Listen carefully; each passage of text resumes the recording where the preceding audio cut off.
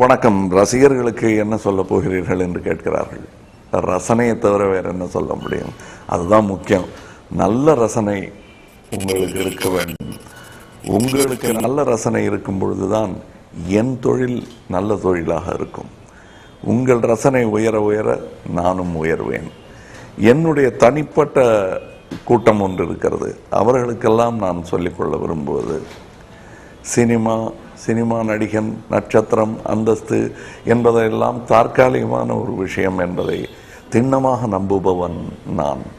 அதையும் தாண்டி ஒரு நிலையை நாம் வாழ்ந்தோம் என்பதற்கு அடையாளமாக, சின்னமாக, நாம் வாழ்ந்ததற்கான சாயல்களை வடுவாக விட்டு செல்லாமல் சின்னமாக விட்டு செல்ல வேண்டும் என்றால் அது வரும் சந்ததியினர், வரும் சமுதாயம் நாம் வாழ்ந்த இடங்களை சுத்தமாக வைத்துக் கொண்டிருப்பது, இவை போன்றவைதான்.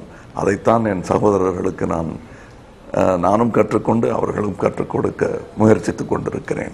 முடிந்தவரை என் வாழ்க்கையை அப்படி வாழ்வதற்கான முயற்சிகளில் நான் ஈடுபட்டிருக்கிறேன், அவர்களையும் ஈடுபடுத்துகிறேன்.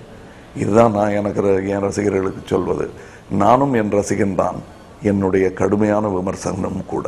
அப்படியே தான் நீங்களும் இருக்க வேண்டும். உங்களை பொறுத்தவரையில், என்னை பொறுத்தவரையிலும் நான் கலைஞன், மலர் போன்றவன். அதனால் அதை எப்படி பாதுகாக்கணுமோ அப்படி பாதுகாக்கணும். விமர்சனங்களை மெலிதாக சொல்லி வாடி விடாமல் இருக்க அப்பப்பொழுது கொஞ்சம் பாராட்டு தண்ணீர் தெளித்து கொண்டிருக்க வேண்டும். அதைத்தான் நான் உங்களிடமிருந்து எதிர்பார்க்கிறேன். நன்றி, வணக்கம்.